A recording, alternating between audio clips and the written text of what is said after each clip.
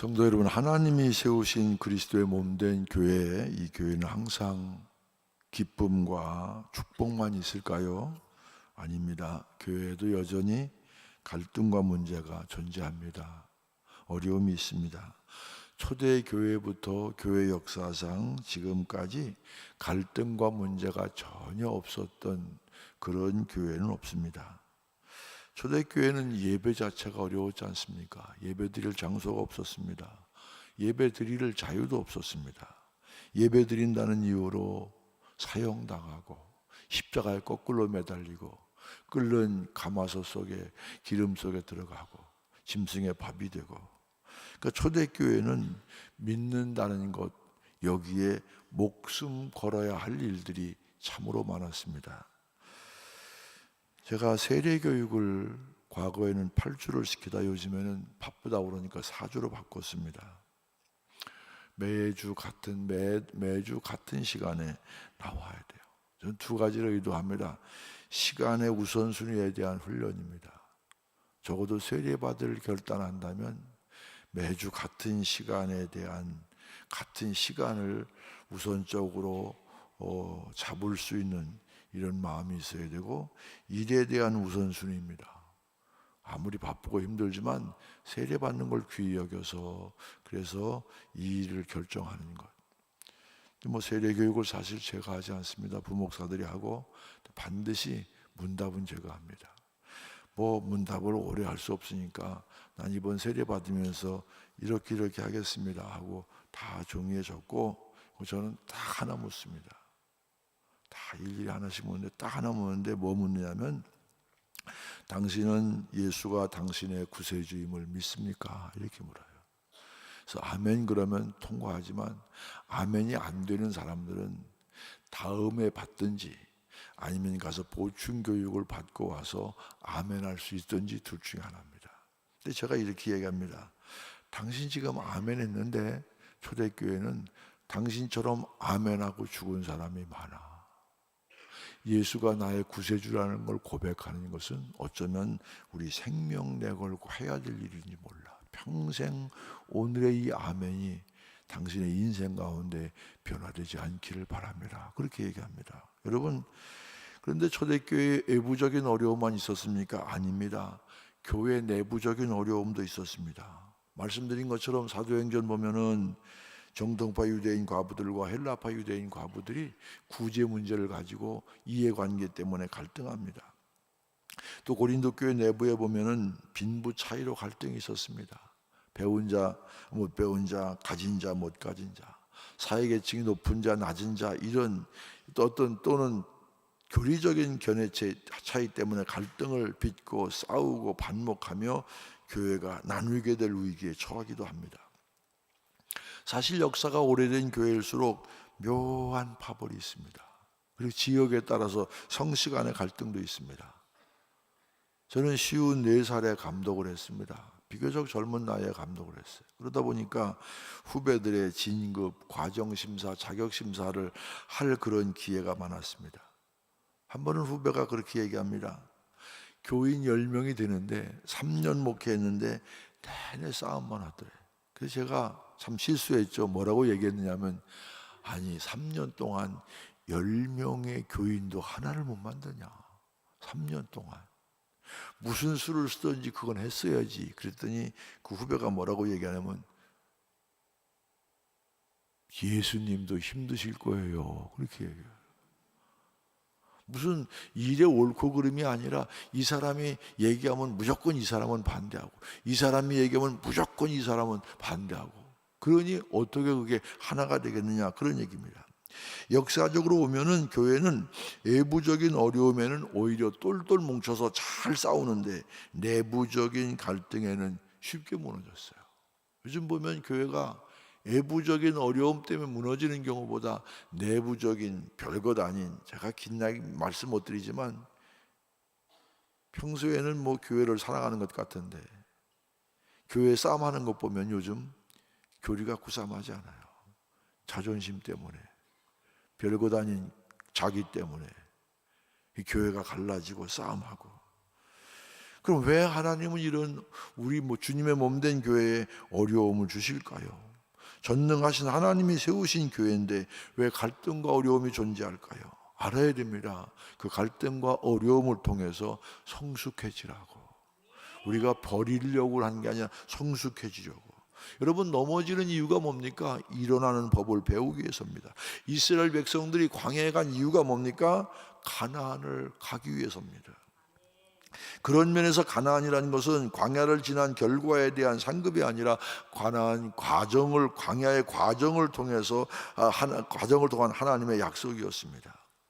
돌아보니까 저희 교회에 화제가 났던 이유도 성숙한 신앙, 성숙한 교회가 되려고 하는 하나님의 뜻이 있었습니다. 제가 화제가 난 이후에 그때부터 가장 깊이 묵상한 것이 바로 광야라는 단어입니다. 광야. 그래서 성경을 다시 보기 시작합니다. 말씀드렸지만 광야가 어떤 곳입니까? 낮에는 너무 뜨겁습니다. 밤에는 또 너무 추운 곳입니다. 물이 없습니다. 풀 한 폭이 제대로 자라기 힘듭니다. 광야는 생명력이라는 것보다는 죽음에 가까운 도시입니다. 그런 지역입니다.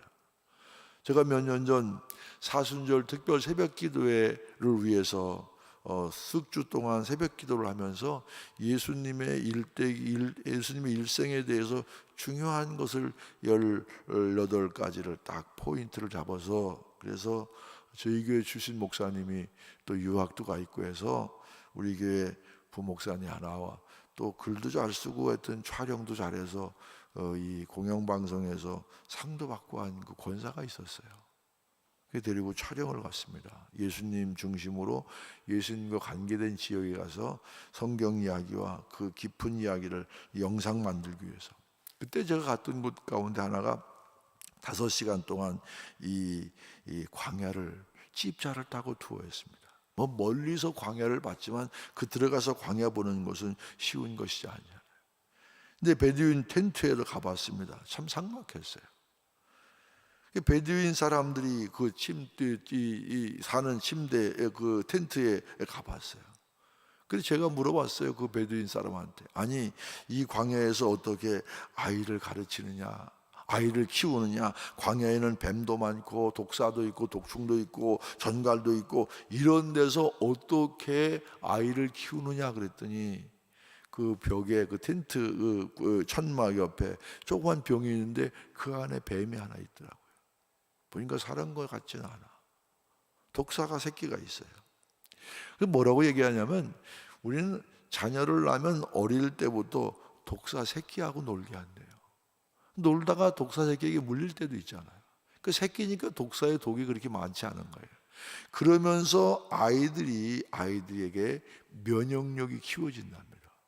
그러니까 세상 사람들과 달리 자라면서 그렇게 물려도 그렇게 해롭지 않다 그러네요. 그걸 보면서 또 깨달은 게 있었어요. 우리는 자녀가 얼마 안 된다고 그냥 깨질까 넘어질까 너무 과잉보호해 키우는데 그들은 너무나 다른 교육법이에요. 내놓고 견디게 하고 적응하게 하고. 노블레스 오블리주를 가르치지 않은 사람들, 오늘 세상에서 문제가 되고 있는 사람들입니다. 그런 경험이 없이 혼자 자라서 군대 생활하다 보니까 적응해요. 남과 더불어 사는 방법을 몰라요. 오늘날 교회의 문제는 여기에서 시작된다고 생각합니다. 광야의 길을 걸어가는 걸 너무 두려워합니다. 교회 안에서는 아무 갈등도 없고 문제가 없기만을 바랍니다. 고난이나 역경을 감당하기를 너무 두려워합니다. 물론 문제가 없으면 좋겠지요. 그런데 성경에서 말하는 문제는, 하나님이 말씀하시는 고난은 인생의 걸림돌이 아니라, 신앙의 걸림돌이 아니라 디딤돌입니다. 그 문제, 고난과 역경과 역경의 광야를 지나면서 더 성숙하게 되므로 하나님의 영광을 바라볼 줄 아는 영적 안목을 갖게 되는 것, 이것이 바로 고난의 축복이고 광야의 정신, 광야의 스피릿이다, 그렇게 봅니다. 여러분, 광야라는 히브리어는 미드바르입니다. 근데 이 미드바르라는 말은 말씀이라고 하는 나바르와 어원이 같습니다. 무엇을 의미합니까? 광야는 바로 하나님이 말씀하시는 곳이라는 것입니다. 광야는 죽음으로 가득 찬 것처럼 보이지만 사실 광야에는 하나님의 말씀이 있습니다. 생명이 있습니다. 생명으로 가득한 곳입니다. 광야는 내 자아가 죽는 곳이지만 사실 광야는 내 자아가 죽음으로 인해서 하나님께서 내게 원하시는, 오히려 내가 성숙해지는 곳입니다. 광야는 언뜻 보기에는 소망이 없는 것처럼 보이는 곳이지만 사실 광야는 하나님의 기적, 하나님의 축복, 하나님의 영광이 언제나 임재하는 곳이 광야입니다. 눈에 보이는 광야는 척박한 곳이지만 눈에 보이지 않는 광야 안에는 얼마나 많은 보물이 숨겨져 있는지 모릅니다. 여러분, 생텍쥐베리 얘기 다시 묵상합니다. 사막이 아름다운 것은, 광야가 아름다운 것은 어딘가에 오아시스가 숨겨져 있기 때문이다. 광야 예배당 설치를 했던 영상을 잠깐 여러분과 함께 보시겠습니다.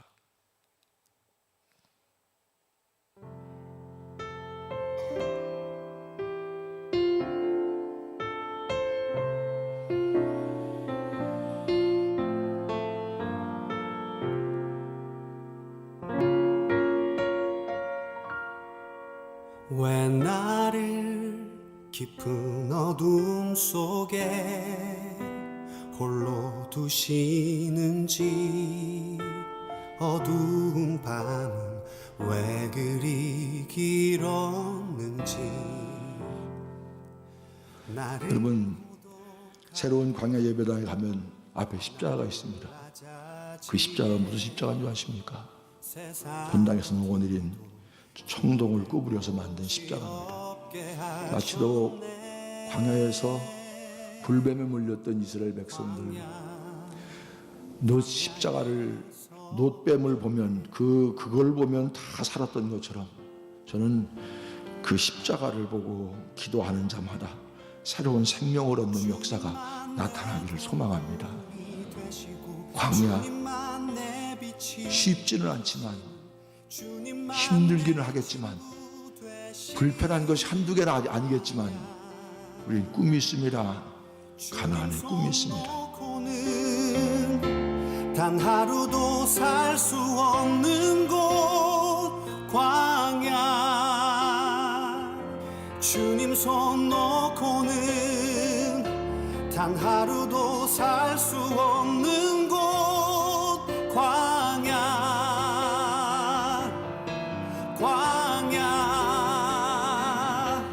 주께서 나를 사용하시려, 나를 더 정결케 하시려, 나를 택하여 보내신 그곳 광야. 성령이 내 영을 다시 태어나게 하는 곳 광야에. 우리는 추운 겨울을 이 광야 예배당에서 보냈습니다. 힘들기는 했지만 그래도 큰 어려움 없이 복원된 새 예배당에 입당을 앞두고 있습니다. 성도 여러분, 지난 1년 이 광야 예배당에서 예배하면서 무엇을 생각하셨습니까? 화제에 의해 우리가 주 앞에 드렸던 수많은 회개의 기도, 우리의 생각과 계획보다 훨씬 세밀하게 우리를 인도하시고 함께하신 주님의 은혜와 사랑에 대한 감사, 회개와 감사가 언제나 우리 속에 살아있기를 소망합니다. 광야를 지나며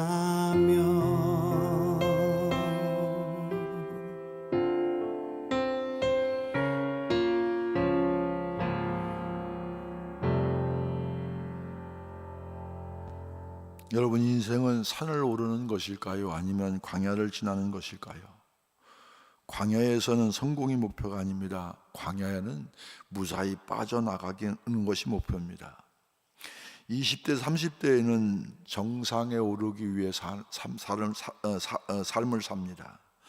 40대, 50대의 사람들은 성취보다 살아남기 위해 사는 사람들입니다. 50대, 60대는 끝이 안 보이는 광야를 살게 됩니다. 70대가 돼야 겨우 통과합니다. 여러분, 산에 오를 때는 지도가 필요합니다. 왜냐하면 산은 변하지 않습니다. 그런데 광야를 통과할 때는 지도가 필요 없습니다. 지도가 소용이 없습니다. 광야를 통과할 때 필요한 것은 바로 나침판입니다. 왜? 광야는 수시로 변하기 때문에. 여러분에게 묻습니다. 여러분, 인생은 산에 오르는 것일까요? 아니면 광야를 지나는 것일까요? 저는 이렇게 말씀드립니다. 인생은 산을 오르는 것이 아니라 광야를 무사히 통과해서 가나안에 이르는 과정이다. 여러분, 이 세상의 삶에 너무 집착하지 마세요. 광야에서 무엇을 발견하게 됩니까? 광야에서 나의 진정한 도움, 나를 인도하는 빛, 나와 항상 함께 하시는 친구 되시는 주님을 광야에서 만나게 됩니다. 오직 주님의 뜻만 발견되어지고 주님만 드러나시는 곳, 그곳이 광야임을 고백하게 됩니다. 1년 내내 어떻게 보면 설교할 때마다 눈에서 눈물이 흘렀어요. 참 힘들었습니다. 외로웠습니다. 위기를 만나면 가칠한 인간성을 가진 사람들은 다 드러납니다. 믿음도 드러나고 인간성도 드러나고 다 평소에 감춰졌던 게 다 드러납니다. 정말 길이 보이지 않습니다. 어떻게 뚫고 나가야 될지 길이 보이지 않을 때 저는 홀로 이 광야 예배당을 많이 찾았습니다. 불난 지붕에서 뜯어낸 통으로 구부려 만든 십자가, 그 십자가를 바라보노라면 주님, 제가 왔습니다. 길이 보이지 않습니다. 어떻게 해야 됩니까? 주님, 말씀하여 주옵소서. 하염없이 그 앞에서 눈물 흘리며 주님을 바라보노라면 마치도 십자가 위에서 주님께서 팔을 벌리고 저를 안아주시는 것 같았습니다. 너 왔니? 말 안 해도 내가 안다. 다 안다. 너 외롭지? 힘들지? 그래서 내가 십자가에 달리지 않았느냐? 바로 너를 위해서. 어쩌면 제가 1년 동안 울었던 눈물이 평생 운 것만큼 울었던 것 같아요. 아침마다 목회자들이 모여서 기도합니다. 목회를 막 배우는 저 전도사 앞에서도 찬양을 불러도 눈물이 나오고 성경을 봐도 눈물이 나오고 그리고 기도해도 눈물이 나옵니다. 어쩌면 광야 1년 동안 항상 주님은 내 곁에 계셨고 나와 함께 해주셨습니다. 제가 가장 힘들 때 안다, 그래, 내가 있잖아, 나를 봐, 내가 있잖아, 끊임없이 제게 말씀해 주신 주님을 새롭게 만나는 기회였습니다. 초대교회 교부들이 왜 광야로 들어갔습니까? 그곳에서 하나님의 음성을 듣기 위해서입니다. 이스라엘 백성들이 왜 광야로 갔습니까? 모세와 여호수아와 같은 하나님의 사람들을 통해서 들려주는 하나님의 음성을 듣기 위해서였습니다. 이렇게 광야는 하나님의 음성을 듣는, 하나님의 말씀이 선포되어지는, 하나님을 생생하게 체험하는 곳, 그곳이 바로 광야입니다. 여러분의 인생에서 광야는 어디입니까? 여러분, 광야는 길이 없습니다. 그러므로 광야를 잘못 들어가면 영영 나오지 못하는 경우도 있습니다. 광야에서는 하나님을 바라보아야만 살 수 있는 곳입니다. 구름기둥, 굴기둥을 따라가야만 안전하게 목적지에 이를 수 있습니다. 길이 없다는 얘기는 동시에 어디든지 길이 될 수 있는 곳이 바로 광야입니다. 하나님의 인도하심을 생생하게 체험할 수 있는 곳이 광야입니다. 길이 없지만 하나님의 인도하심을 따라가면 모두 다 길이 될 수 있는 곳, 그것이 바로 광야입니다. 저는 1년 동안 광야교회에서 터득한 교훈들이 있습니다. 시련이 올 때마다 원망하지 말고 직시하자. 화재가 재난일까 축복일까? 많은 사람들이 제게 위로할 말이 짧으니까 불난 집이 잘 된대, 불난 집이 잘 된대, 그렇게 많이 위로해 주셨어요. 그런데 솔직히 그 말을 들을 때 제게 위로가 안 됐습니다. 자기 집은 불이 안 나봤으니까. 불이 안 나봤으니까. 여러분, 자다가도 벌떡벌떡 일어납니다. 꼭 당장 교회에서 무슨 일이 생긴 것 같아요. 옷을 주워 입는 저를 말립니다. 정말 매일매일 힘든데 이게 과연 재난일까 축복일까? 그때 제가 많이 불렀던 복음성가가 있습니다. 왜 나만 겪는 고난이냐고. 이 찬양 한번 같이 불러보시겠습니다.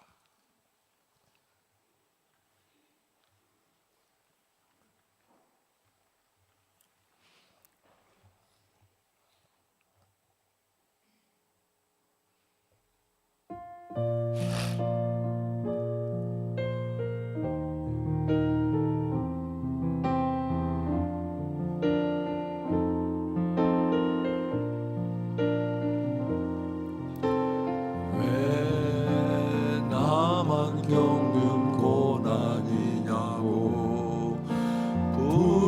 불평하지 마세요.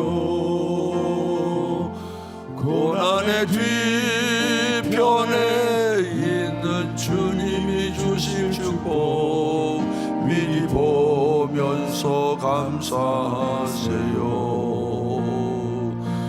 너무 견디기 힘든 지금 이 순간에도 주님이 일하고 계시잖아요. 남들은 지쳐 앉아 있을지라도 당신만은 일어서세요. 힘을 내세요. 힘을 내세요. 주님이 손잡고 계시잖아요. 주님이 나와 함께함을 믿는다면 어떤 역경도 이길 수 있잖아요. 왜 이런 슬픔 찾아왔는지, 왜 이런 슬픔 찾아왔는지 원망하지 마세요. 당신이 잃은 것보다 주님께 받은 은혜 더욱 많음에 감사하세요.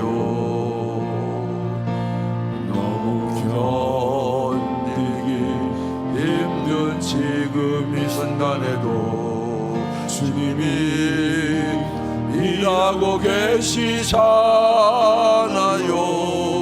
남들은 지쳐 앉아 있을지라도 당신만은 일어서세요.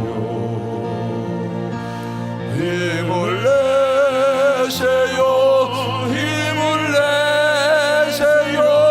주님이 손잡고 계시잖아요. 주님이 나와 함께함을 믿는다면 어떤 고난도 견딜 수 있잖아요. 제가 늘 스스로에게 하는 말이 있습니다. 어떤 시련도 시간이 지나면 끝난다. 이 또한 지나가리라. 필요한 것은 뭡니까? 인내입니다. 그때까지 참고 견디는 것입니다. 사실 광야 예배당 기간 동안 불편한 것이 한두 가지가 아니었습니다. 교육관 아래층 그 자그마한 화장실, 소변기 4개, 대변기 2개, 같은 시간대 교회 학교 아이들과 수많은 성도들이 함께 써야 됩니다. 겨울에 따뜻한 물 한 잔 먹을 곳이 없습니다. 앉아 쉴 곳이 없습니다. 그런데 성도들의 얼굴엔 불평이 아니라 그래도 웃으며 참아내는 성도들의 얼굴을 볼 때마다 제 가슴이 뭉클했습니다. 한겨울엔 밤새도록 토요일 밤 9시부터 난방기를 돌려도 주일 아침 7시면 영하 2도입니다. 예배 드릴 때마다 온몸이 경직됩니다. 시띠나무 못생겼지만 법궤 만드는 데 사용됐습니다. 시련을 견디고 나면 하나님께 쓰임받게 됩니다. 광야는 살아남는 것이 목적입니다. 사순절 기간 동안 제가 비교적 좀 춥게 그렇게 옷을 입고 다녔습니다. 물론 저도 여러 가지 생각을 많이 하면서 제가 어느 날 사순절 새벽 기도를 마치고 나오는데 이 천막 광야교회를 나오는데 따뜻한 바람이 제 얼굴을 스쳤습니다. 가슴이 울컥했습니다. 아, 이제 봄이구나. 우리가 이 겨울을 잘 견뎠구나. 여러분, 어려움이 올 때 서로 격려해주고 위로해주면 얼마나 좋습니까? 꼭 까칠하게 태클 걸어오는 사람이 있습니다. 신앙의 그릇이 보입니다. 큰 소리 말만 앞세우면서 헌신 없는 사람이 있습니다. 저는 이런 얘기를 성도들에게 자주 합니다. 그 사람 안 하면 딴 사람 한다. 우리는 하나님께 쓰임받는 기쁨으로 살아야 한다. 그렇게 얘기합니다. 하나님의 사역에 쓰임받는 기쁨, 하나님의 역사에 쓰임받는 기쁨, 하나님의 교회 건축하는 데 쓰임받는 기쁨. 사실 말은 이렇게 하지만 속은 터지고 뒤집어집니다. 그때마다 제가 또 얘기합니다. 사람 의지하지 말자. 사람 보지 말자. 주님만 바라보자. 겸손해지자. 낮아지자. 내려놓자. 환경에 주눅들지 말자. 십자가의 주님을 바라보자. 근데 한국교회가 광야와는 멀어지려고 합니다. 광야를 싫어하고 광야길을 건너가는 것을 두려워합니다. 광야 길이 아니라 너무나 편한 축복의 길, 넓은 길만을 지나려고 하는 것 같습니다. 목회자들도 강단에서 선포되어지는 말씀 속에 광야 길을 걸었던 지도자의 메시지가 아니라 이 시대에 진정으로 필요한 예언자적인 메시지가 아니라 성도들이 듣기 좋아하는 달콤한 메시지만 전하는 것이 아닌가. 물론 험한 세상 속에 시달린 성도들을 위로해 주는 것도 중요하지만 그것이 다는 아닐 것입니다. 하지만 광야는 종살이하던 이스라엘 백성들을 위대한 민족으로 만들었던 교육과 훈련의 장소였습니다. 만일 광야가 없었다면 이스라엘 백성들은 위대한 하나님의 민족, 하나님의 백성으로 거듭날 수가 없었을 것입니다. 그렇게 볼 때 광야는 아무나 가지 않습니다. 입당을 한 다음에 어떤 목사가 설교할 때 그렇게, 광야는 축복입니다. 아무나 광야를 가는 줄 아십니까? 여러분, 이스라엘 백성들이 뭐가 문제였습니까? 광야를 잊어버렸기 때문에. 축복받은 백성이었음에도 불구하고 광야를 기억하지 못하기 때문에 가나안 땅에 들어가서 딴짓하고 우상 숭배하고 지잘난 모습으로 그렇게 된 줄 알고 착각하고 교만하고 하나님을 잊어버렸습니다. 교회도 마찬가지입니다. 교회도 이스라엘의 광야 스피릿을 잊어버리면 딴짓합니다. 예배도 형식적이 됩니다. 목회도 이상한 방향으로 흘러갑니다. 하나님은 교회를 통해 말씀하십니다. 교회를 통해 은혜를 내리십니다. 그러기에 교회는 광야 같은 곳이 되어야 할 줄로 믿습니다. 화려함만을 쫓는 교회가 아니라 눈에 보이지 않는 보물이 가득 숨겨져 있는 곳, 광야 같은 곳, 그것이 바로 교회가 되어야 합니다. 교회를 통해서 성도들은 영적으로 성숙할 수 있어야 합니다. 요즘 성도들 보면 어떤 마음이 드느냐 하면 광야 같은 세상에 나가 인내하고 견디어서 승리를 맛보기보다는 쉽게 좌절하고 쉽게 포기하고, 이 교회 아니면 교회가 없어, 여기 아니면 내가 갈 데가 없어 스스로 자멸합니다. 성경 공부, 제자 훈련이라고 하면서 머리로 말씀을 많이 알게 합니다. 그런데 내가 변하지 않으니까 세상이 변하지 않습니다. 가정이 변하지 않습니다. 그러니까 맛을 잃어버린 성도, 맛을 잃어버린 교회가 되어버리지 않습니까? 물론 그런 성도들을 위해 힘을 불어넣는 위로와 축복도 주어야 합니다. 그러나 너무 그것에 편중되면 고난과 역경을 이겨내 맛보는 광야의 기적, 초대 그리스도인들의 숭고한 희생과 열정, 그리스도의 십자가의 고난 이후에 부활의 승리, 이런 것을 어떻게 우리가 체험할 수 있겠습니까? 머리로는 이해하고 쌓지만 어떻게 몸으로 체득할 수가 있겠습니까? 80년의 역사입니다, 여러분. 안양교회가 지금까지 안양교회는 신앙의 역사를 잘 계승해 온 교회입니다. 제가 첫날 말씀드렸던, 내가 후배지만 뭐 하나 버릴 것 없는 정말 존경스러운 목사님이라고 얘기해요. 사실 우리 임 목사님하고 저는 나이 차이가 좀 있습니다. 그래도 편안은 한데 전현 후배라고 만만한 것은 요만큼도 없어. 너무 정말 무게 있어. 만날 때마다 내가 편안은 한데, 그런데 정말 반듯해. 여러분, 안양교회 인재들이 모이지 않습니까? 마음만 결정하면 여러분의 교회는 못할 것 없습니다. 저는요, 어려울 때 IMF 때 교회를 줬어요. 10억 결산할 때 100억의 역사를 일으켰습니다. 계산상으로 나오지 않아요. 저는요, 작은 교회가 큰 교회가 될 기적, 그게 기적이 아니라 큰 교회 작은 교회 관계없습니다. 담임 목사님을 중심으로 장로님들과 온 성도들이 하나 되면 기적은 얼마든지 일어날 줄로 믿습니다. 더구나 안양교회 같은 경우 마음만 먹으면 못할 것 없는 능력 있는 교회 아닙니까? 아멘은 집에 가서 하세요. 그런 교회 아닙니까? 저는 그렇게 봅니다. 저는 이 목사님을 위해 기도할 때마다 그런 비전을 갖습니다. 그러나 여러분, 이거 잊지 마세요. 이런 교회가 세워지기까지 처음에 여러분의 믿음의 선배들이 얼마나 힘들었을까. 나이는 거저 먹는 것 아닙니다. 80년의 역사는 그냥 된 것 아닙니다. 함께 힘들게 믿음을 지켜낸 선배들이 있기 때문에 오늘의 이 안양교회가 있다는 사실을 기억해야 됩니다. 더 겸손하시고 더 헌신하시고, 어떻게 그 역사적인 신앙을 지금 이 시대를 살아가고 있는 우리들의 삶 속에 살아있는 신앙으로 만들 수 있겠습니까? 그래서 교회는 광야 같은 곳이어야 됩니다. 고난 속에서 성숙해져 갑니다. 사또 아키라 목사님이 쓴 기적의 무대가 된 교회라는 책이 있습니다.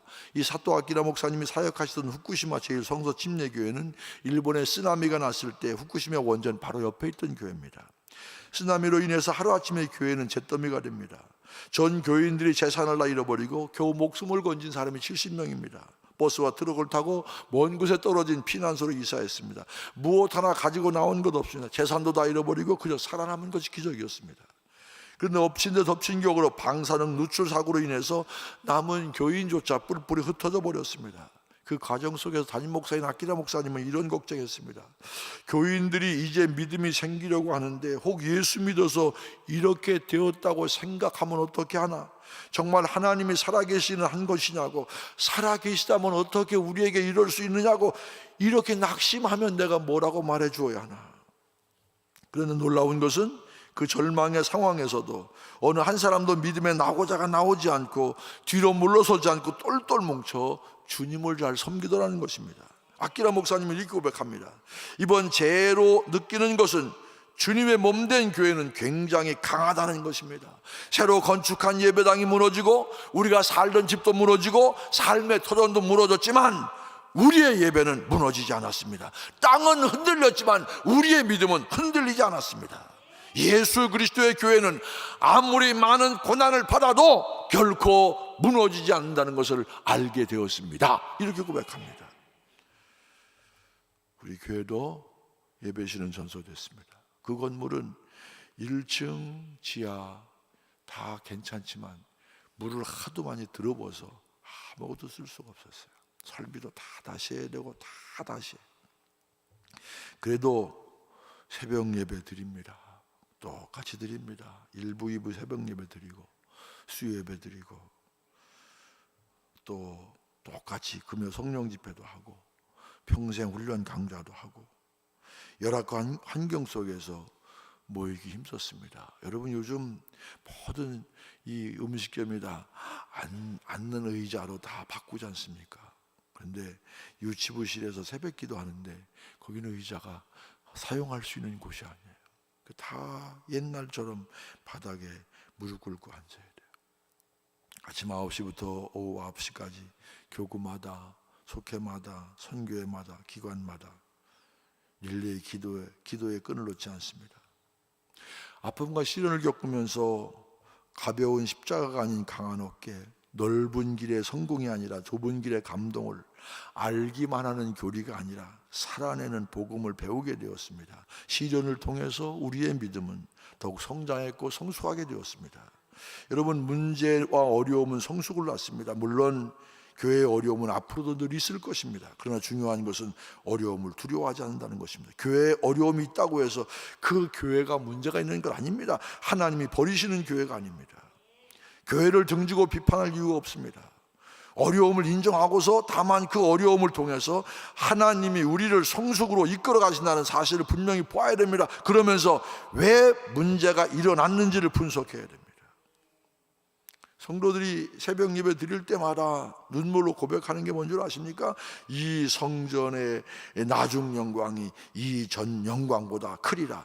예배당이 불탔다는 믿기지 않은 현실 속에서 우리는 주님 바라보았습니다. 시련과 좌절, 원망하지 않고 우리 자신을 성찰하는 시간을 가졌습니다. 우리 교회, 성장하는 교회에서 그동안 내가 너무 안일했던 것, 제가 먼저 회개했습니다. 나태했던 것, 교만했던 것, 알게 모르게 자부심을 넘어서 교만했던 것 회개했습니다.